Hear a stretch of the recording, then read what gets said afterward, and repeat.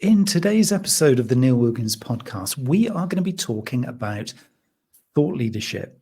Now, we all know that in today's really busy, chaotic times, one of the key things is differentiation. You cannot be a commodity brand or individual and expect to be successful in business or in life. You have to be demonstrating your value. And you kind of have to be niching. I mean, I think this is one of the key concepts that we've been exploring as marketers and as business owners, certainly over the last few years. So I'm joined today by somebody who knows a thing or two about niching, thought leadership, and successful business. I'm joined today by Nicky, Billou. Hey, Neil. Good to be here. It's really interesting to be talking to you, Nicky. I mean, for those of you in the audience who don't know who you are a #1 international best-selling author. And really interestingly, one of the books, because you have multiple books, I know, one of the books is really an interesting one called The Thought Leader's Journey, a fable of life and the power of connecting. Now, this is going to be so relevant, I think, because as we're all trying to understand and cut through the noise that is social media, break down those barriers that are resistance to customers kind of wanting to engage with us, and to be part of meaningful communities, to kind of give back in our organizations, to be great leaders, to be influential, I guess. We're going to be exploring and talking about all the things that you, I guess, have talked about for many years. So I want to go deep into kind of, I guess, your motivations and really what has kind of brought you to this point here today. So for anybody who doesn't know Nicky, can you give us a little bit of an insight into your backstory and I guess some of the journey really that's brought you to this point? Thank you for that. That's fantastic. So I'm actually originally an immigrant from the Middle East. I'm a Christian from Iran. When I was 11 years old, the Islamic Revolution took place in Iran. And my late father, God rest his soul, he could see the writing on the wall that this wasn't going to be a place to raise a Christian family anymore. So he made a plan and he executed it and he got us out of Iran. It took a few years and he settled us where I now live in Toronto, Canada. Now, at the time I was 11, I didn't want to leave my home. I didn't want to leave my friends. But in retrospect, it was the single greatest thing my dad could have done for our family, because he took us from a legacy of tyranny to a legacy of freedom. And, I think everyone who's in business needs to really appreciate the freedoms that we have in the West. Living in a free society means you get to say what you want. You get to create the life that you want, create the business that you want. Without freedom, there's no free expression. Without free expression, there's no free enterprise. Without free enterprise, there's no opportunity to market, to be an entrepreneur, to be somebody who follows that path of their own drummer. And for that, I bless my father. And my father was the greatest man I've ever known, Neil. He was somebody who believed in people. He and one of my mentors said, "Remember, son, life isn't a money game. It's a people game."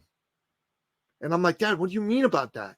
By that?" He said, "Well, that person sitting across from you, that's someone's father, that's someone's mother, that's someone's brother, that's someone's sister, that's someone's wife, that's someone's husband, that's someone's son, that's someone's daughter. They're a hero to somebody. And somebody really cares about them. And your job is to do right by them in whatever interaction you have, be it one where you make money or one where you don't. You're there to serve that human being, not to transact with that human being. That happens if it's going to happen, but to serve that human being.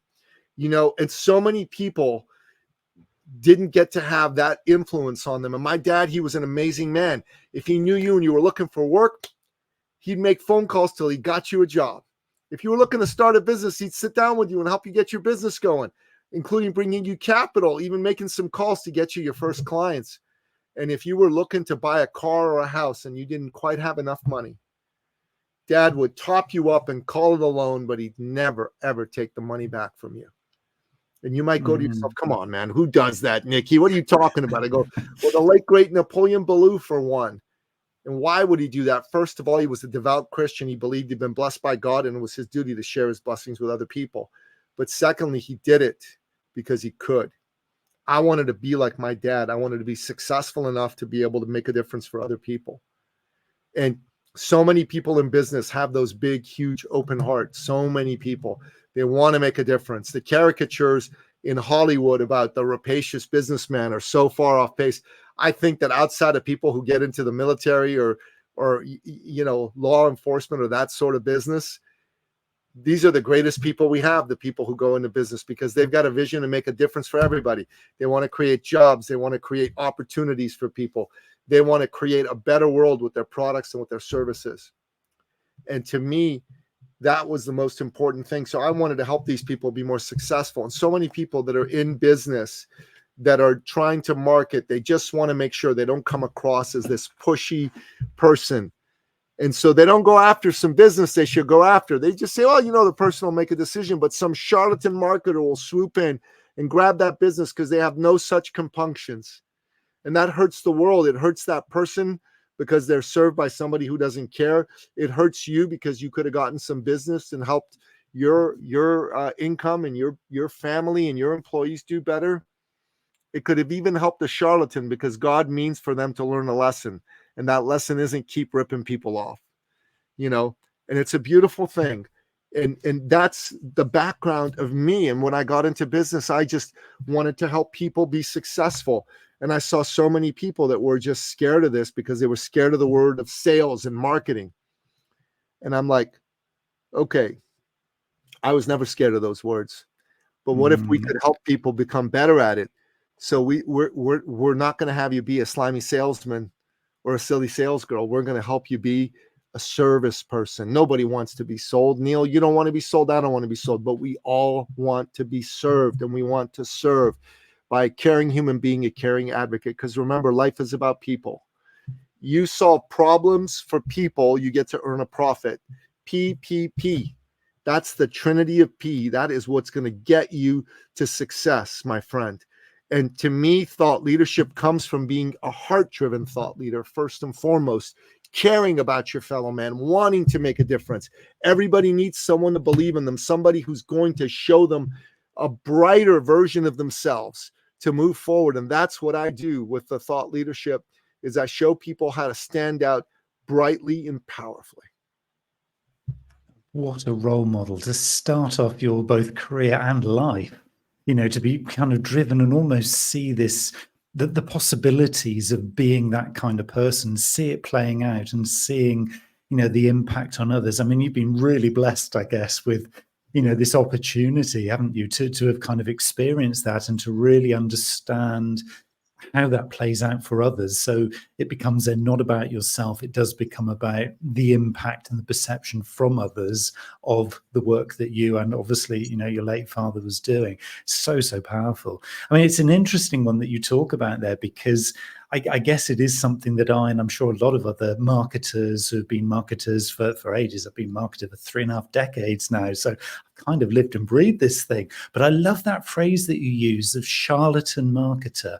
It kind of feels it's the opposite end of the spectrum to what I might just describe as a wholesome marketer, somebody who is purpose-driven, high values and principles, and not after the quick buck, but actually really, really, impassioned to provide service. And I love that. I think there's a real kind of synergy for the way you describe it.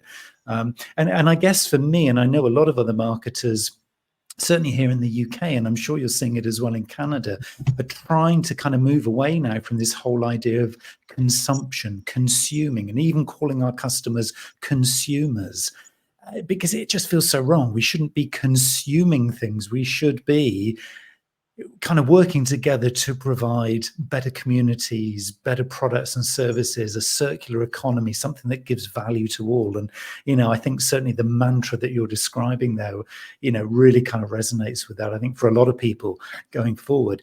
But I'm interested to kind of get your opinion on what is required from that, because obviously the way that you're describing this means that we do have to have a lot of freedoms here. We have to have a lot of kind of free enterprise as such, because to be able to serve, we need to be able to serve in a very free and open and highly communicative society, don't we? We can't just say, okay, there's one type of serving and it fits into this box. We need to have freedom just by definition of how you're describing it. How does that play out for you? Why is freedom so important here?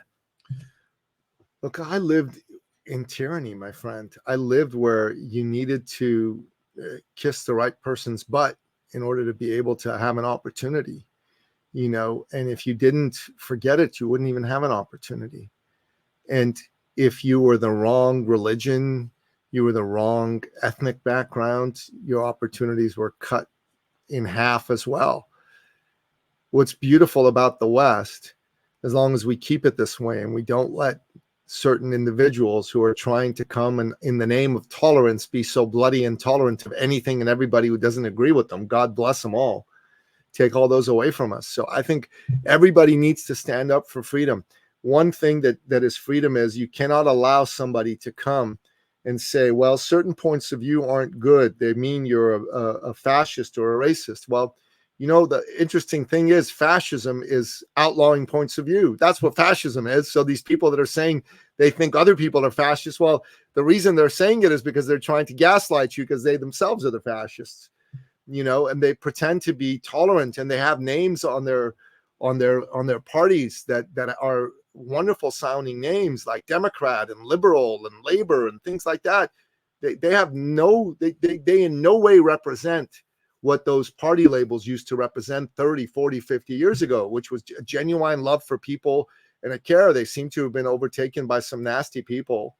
Not that I want this to be a political show at all, but we all need to stand up for freedom. And if you see someone else's freedom being taken away, you better stand up for it, because if you don't, they're going to come after yours soon enough. And I speak from experience.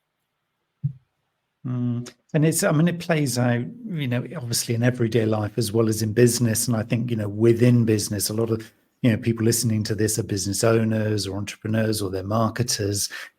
And I guess what they're kind of tussling with is this kind of need or desire to be very open, very honest, very authentic, but at the same time, kind of true to their own values. There's a kind of a fine line here, isn't there? It is about kind of working to a higher purpose in many ways, because if you don't, then you can almost get kind of caught up in the, oh, am I saying this wrong? Am I saying this right? Am I using the right term to describe this person? Again, as marketers, we have to give things labels to be able to personalize the offer, for example. But without doing that, we're kind of just really generalists. And then that doesn't then give a really good value of our proposition for our product, our service, or our offers. So there's a kind of a danger here of kind of either treading on toes or overstepping a line. It's difficult, isn't it, really? Because I think a lot of people are quite fearful of, I can't say this or I can't say that because I'll make an error of judgment that could backfire on my business. I could lose my job. It's difficult out there. It's a difficult environment to play in now, isn't it? Well, you've definitely got to be a bit more discerning in how you put your messaging out there. We talked about thought leadership, right? So what's a thought leader? Well, one of my mentors put it like this: an expert is someone who knows something, while a thought leader is someone who's known for knowing something. Another way to put it, which another fellow who was a guest on my podcast said, was an expert's like a cover band. A thought leader plays original music. Now, that's powerful. I like that. Yeah, that is powerful. Yeah. So I had a fellow who was a client of mine. He had been an executive vice president at a large manufacturing company, and he decided he wanted to finish his career and become a coach. So he got into the world of business coaching. Now, he made $300,000 a year as an executive vice president, and as a coach, he was only making $7,000 to $8,000 a month. So he wanted to recoup his income, as it were. So when he came to us, he said, man, I just want to make as much money as I used to make. And I said, all right. So we sat down with him. We helped him try not to be all things to all people, because that's what he's trying to do. I'll do any type of business coaching for any client.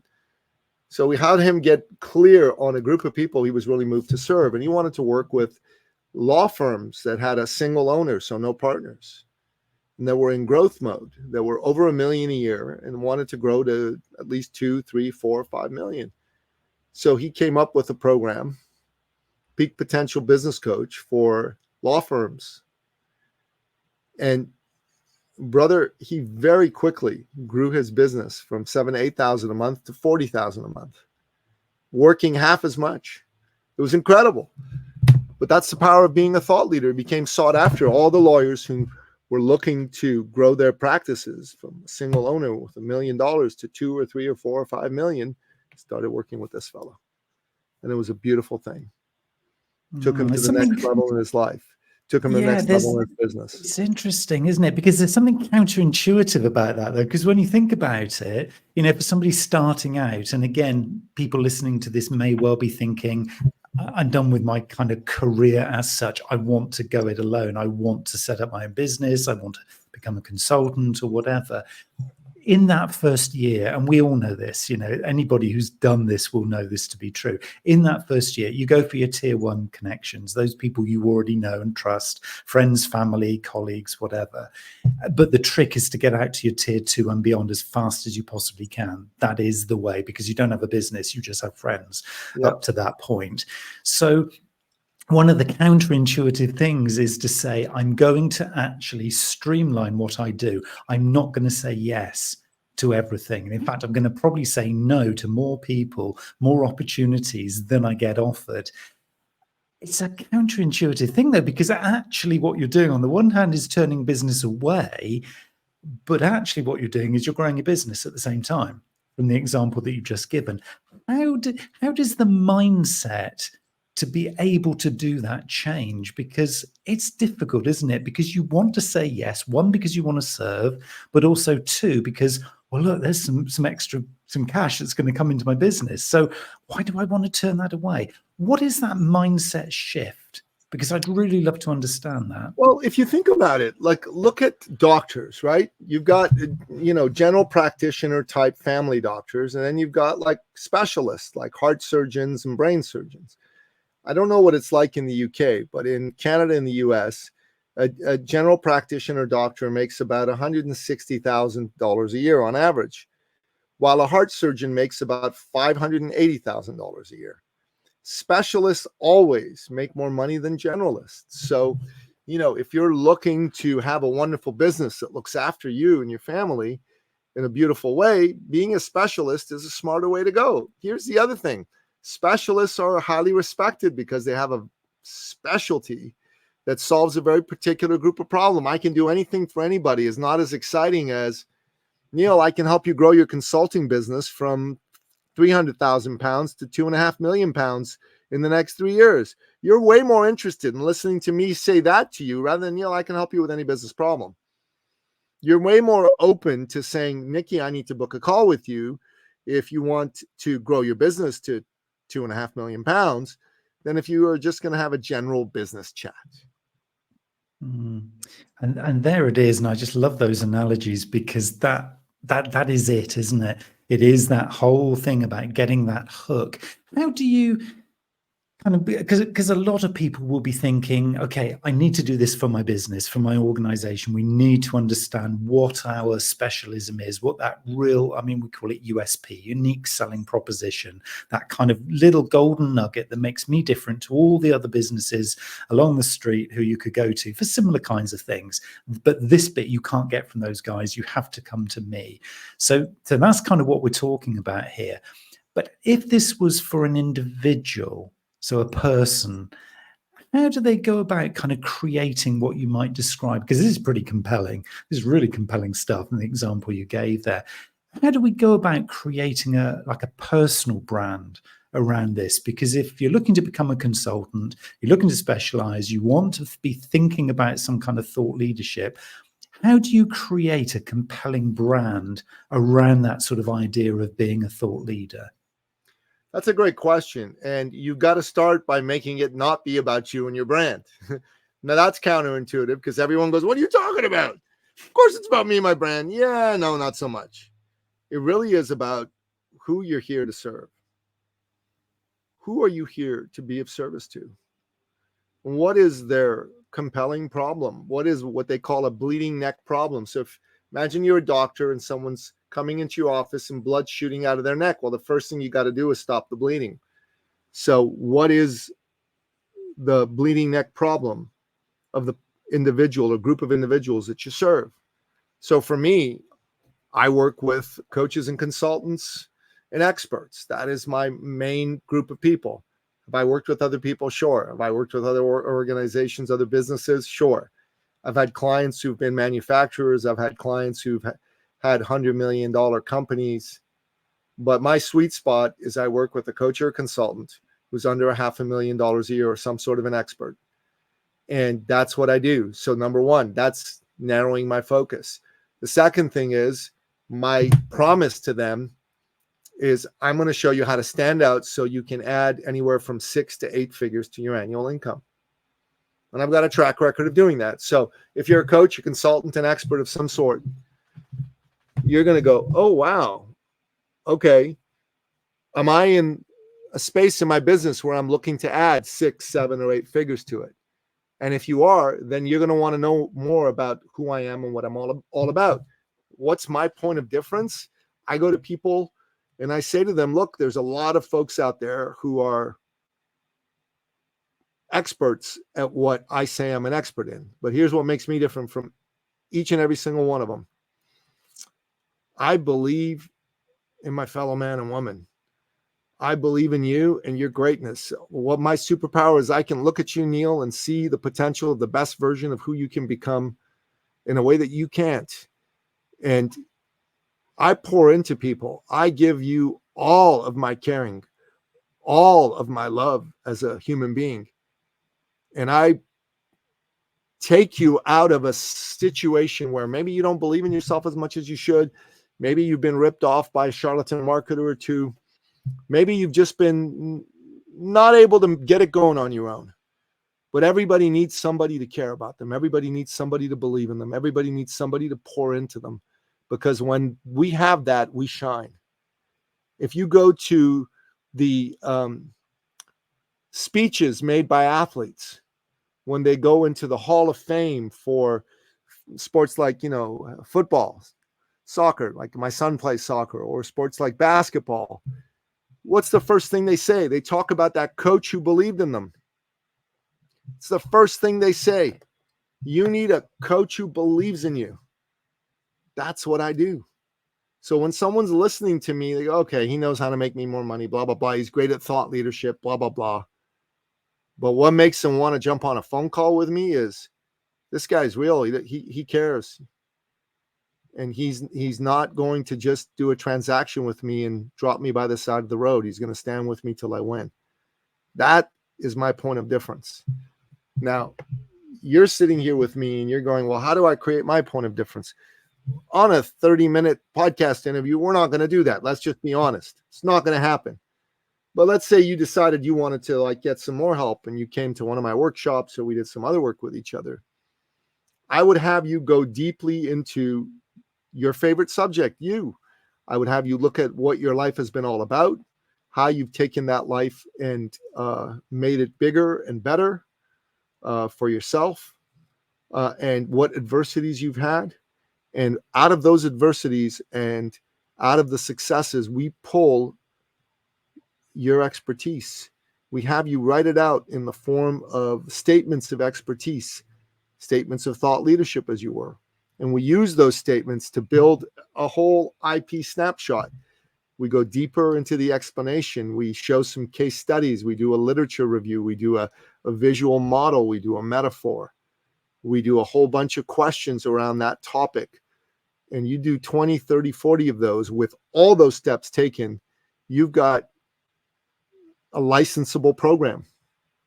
You've got a licensable program. Now, if you've got a licensable program, my friend, what's beautiful about that? Well, a licensable program is something that you can license out to people and make a bunch of money. You can use that to build your own coaching program. You can write a book with a dozen chapters from these snapshots. You can create a 3-day workshop and take 4 or 5 snapshots and have that be the content for the show. That's the beauty, my friend. That's the beauty. You've used the word there, which I want to kind of go a little bit deeper in, because this is really interesting stuff for me. You use the word sweet spot. And I think that's a really kind of powerful word to use in this kind of context, because to me, when you said it, I just had this feeling of real connection between the sweet spot that you have for the passion and the skill and the behavior that you're kind of, really, really eloquently putting across here, and the sweet spot of the need that your client has. So I'm kind of thinking conceptually here for others who would be thinking, how does this translate into what I do? If it is sweet spot, your sweet spot and client sweet spot, and the client sweet spot might be a quite, as you say, potentially painful place, or it could be built off adversity. It might not be a comfortable deep dive, that bit, but that's okay. That's fine. It's almost like you have to go there. But if your two sweet spots match, is that the perfect connection, coach and client? Because it feels like that would be almost an unbreakable bond.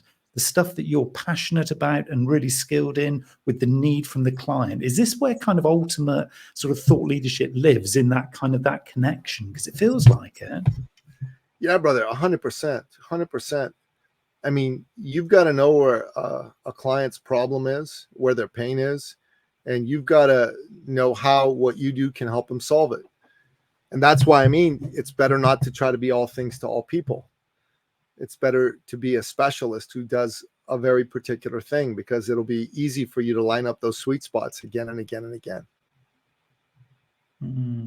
Yeah, it feels like that, doesn't it? And I think I was talking to somebody else on a couple of episodes ago on the podcast, and we eventually figured out that we were actually talking about Ikigai, which is that kind of, well, the Western version of Ikigai, which is, what are you good at? What does the world need? What do you love doing? And what can you be rewarded for? And that sweet spot that sits in the center of those four elements. And we realized, I was thinking it and she was talking about it, and we kind of got there and we laughed, because it was like, there it is. And again, we're hearing sweet spot again. And I think for people who've heard that episode and are now listening to this, the message needs to be coming through. You need to be listening to this and hearing this, guys, because there's a real consistent theme here. This is very heart driven, isn't it?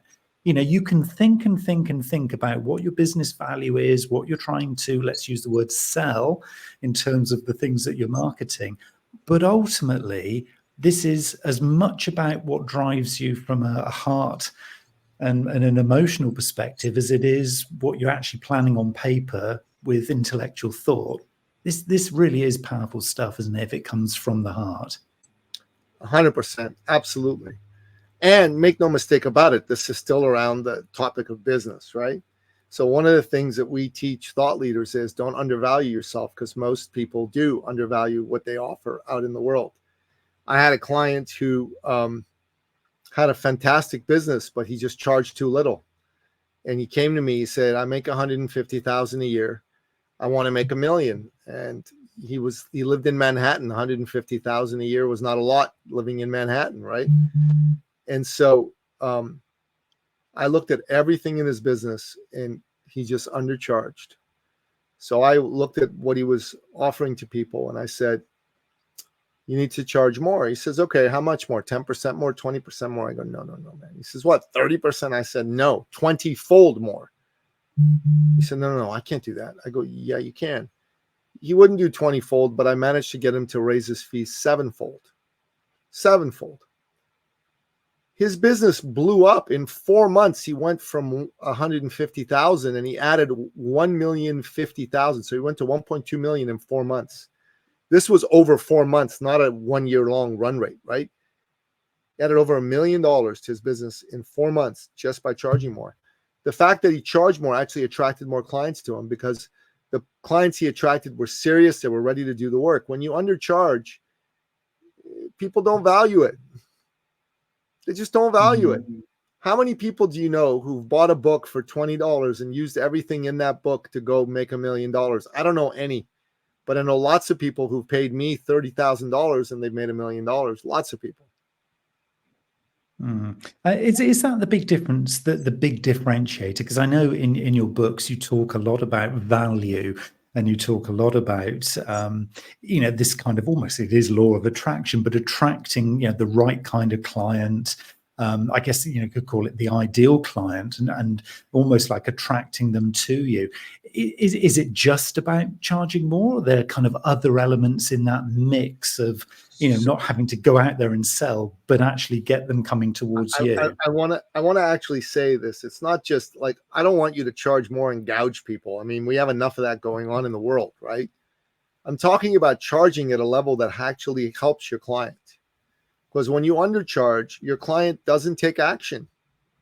They just don't take action. But when you charge appropriately, they're invested and they take action. So you've got to charge enough so that it helps your client and it helps you, but you've got to charge enough so they're invested in getting a return for their investment. You follow what I'm saying? This isn't about, hey, let's just charge more for the hell of it. No.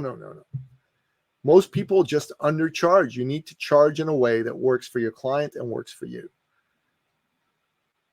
So I'm just thinking, translating this, giving a little bit of help to people who, are not in our kind of industry, sort of service based. They might be working for a brand that is very product centric, for example.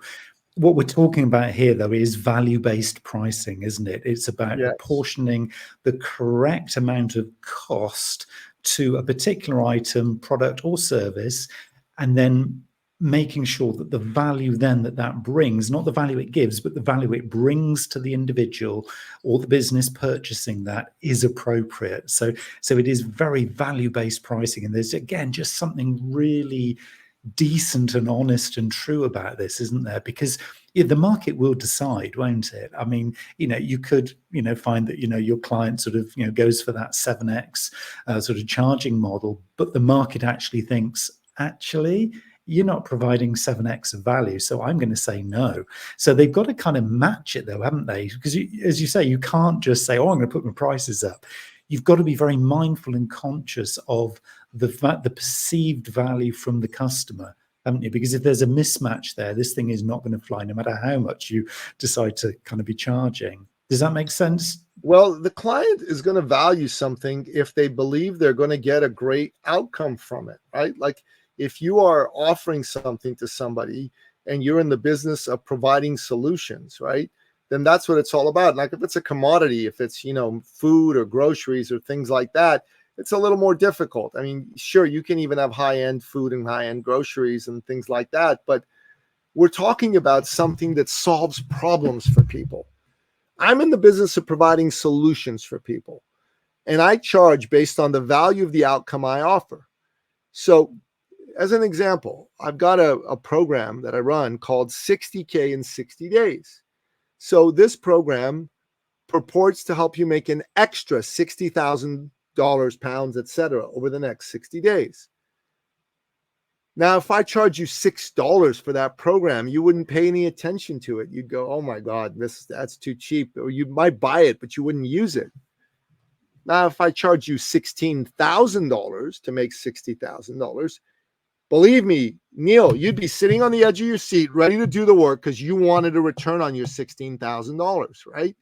So it's really important to understand that that's what it's all about.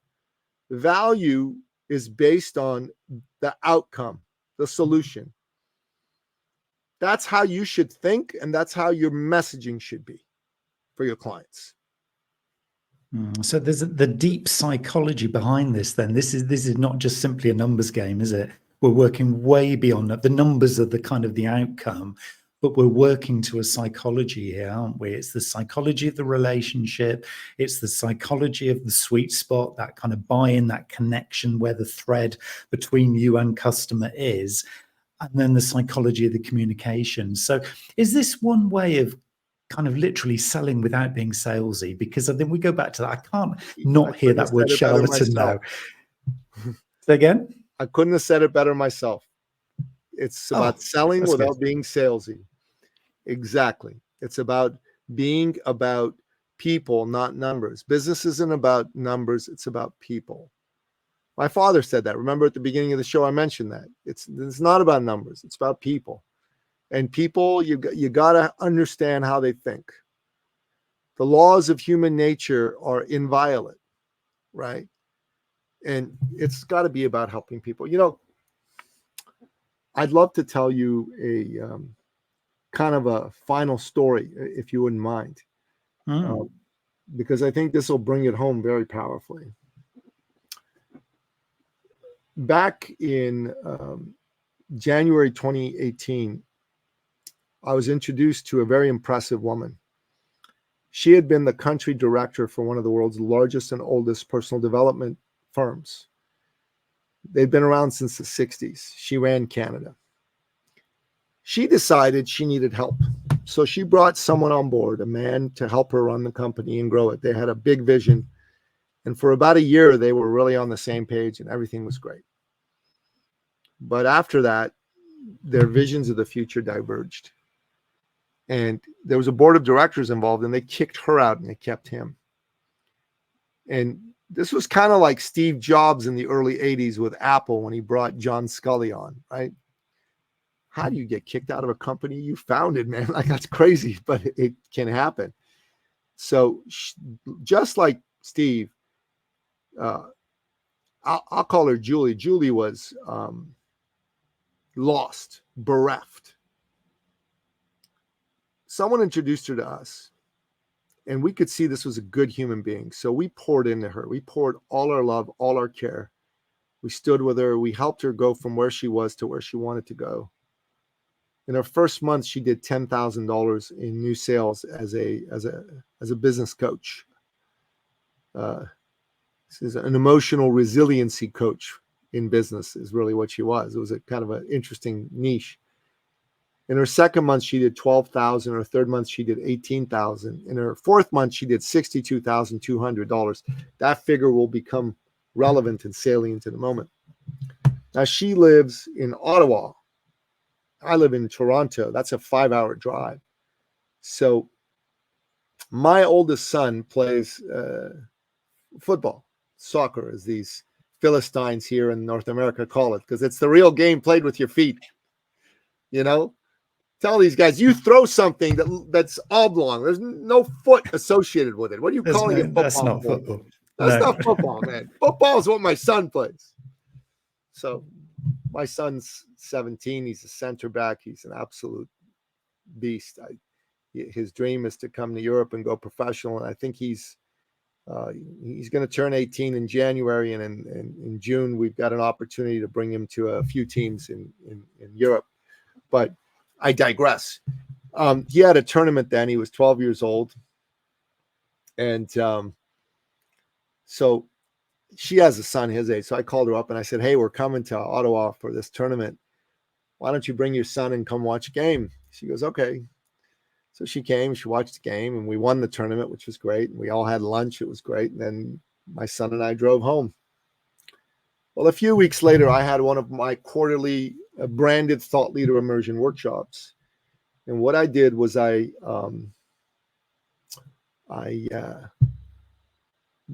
came to the point where we talk about our back-end enrollment offer. And usually the way I do it is I ask some of our existing members to share their experience. So much more effective and powerful than me, right? You know, Robert Cialdini's book, Influence, the Psychology of Persuasion, third party, right? Look for third party validation. So before I could pick anybody, she bounds up on stage and I go, okay, I guess you want to go. So go ahead. And I recede to the background. I see her from the back and I see her shoulders kind of go like this. And I'm like, what's going on? And then I hear a sob and I go, is she crying? So Neil, like any man, when a woman's crying, the first thought I had is, what did I do wrong? Right? So my better half works with me, and she came up with some tissues in a box, and she said, well, thank you. And then she turns to me and she's sobbing still, and she goes, Nicky, you didn't know this, but when you and your son came to visit me and my son said, Mommy, who are we going to go meet? He was all excited, right? And I said, oh, sweetheart, we're going to meet Nicky Billou and his son. And she said, all of a sudden, my son got very quiet and said to me, oh, Mommy, are we going to go meet the man who saved our family? And Neil, I'm old school. I'm not soft. I'm a kind man, but I'm not a soft man. I do not cry in public. You know what I mean?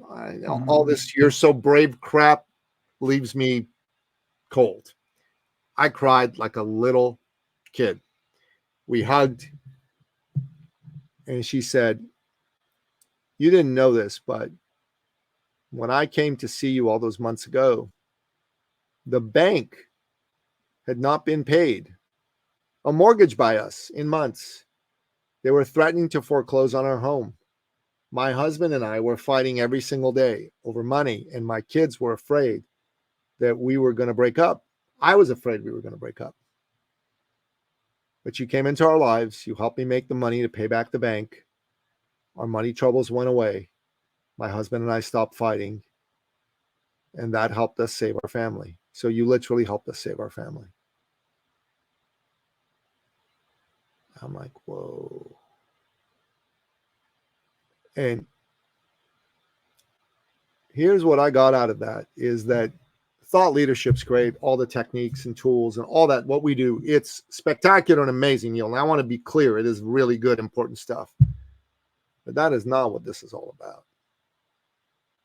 This is about a human being who's hurting, who needs someone to believe in them, who needs someone to show them the way, to pick up their hand and say, "I see greatness in you, and I'm going to help you see it too.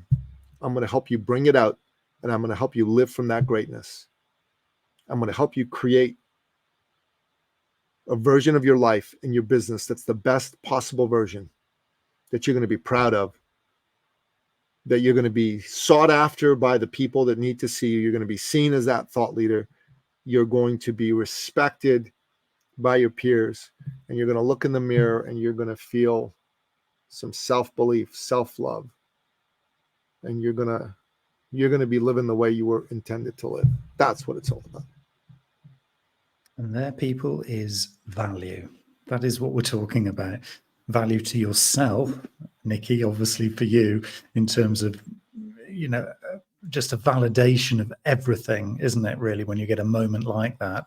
But also then value clearly coming through into the lives of the others on the other side. And there is sweet spot. That is the definition of sweet spot there in one story. Thank you so much for sharing that, Nicky. I mean, that is, well, it's incredibly powerful. I mean, it really is. I don't think anybody hearing that would not be moved by that story. I mean, that's higher purpose, isn't it? That is the whole reason why you do what you do. And yes, you'll be very well rewarded, but this is the reward. This is, well, it's the answer, isn't it? It really is. And it's just so good to hear a true real life story where that actually takes place, because I think a lot of people wish and dream and desire for that, but they never really actually meet or hear somebody who's actually done it. And then it becomes a pipe dream, whereas actually you have lived it and breathed it, and then a testimony to, doing this in the right way. So thank you so much for sharing. I want to put people in your direction, because I know people will be curious, I think, to follow this up and see what other things you may well open up for them in terms of opportunity. eCircleacademy.com/appointment, I think, is the place for people to go to. And I will put that link into the description if you're watching or listening to this below. Is that the correct place to go? Is there anything else that they might be looking to benefit from here, Nicky? Look, I've got podcasts, I've got books. You can go to Amazon and you can put my name in there and you can find all of that. You can Google me. I'm easy to find. But if you're someone right now who's been intrigued by what we've talked about, and maybe you're in a season in your life where you sure could use someone to believe in you, then go on that link, book that appointment, and let's have an honest to goodness, human to human, heart-driven conversation. That's what I'm offering you. I think that's the best thing I can offer you, is that. So good. Thank you so much, Nicky, for sharing your wisdom, your guidance, your advice, and your life actually here with us on this particular episode. Really powerful. And I'm sure I'll speak on behalf of everyone. It's so good and so strong to be hearing such great stories. So thank you so much. And I wish you as well every success going forward, because yes, you're doing this right. And it's just so great to hear somebody who is at the opposite end of the spectrum to those charlatan marketers that we were talking about at the start. So well done, you. That's just brilliant. Thank you, Neil. Thanks for having me on the show. It was really a pleasure to be here. You're a great host. Thank you.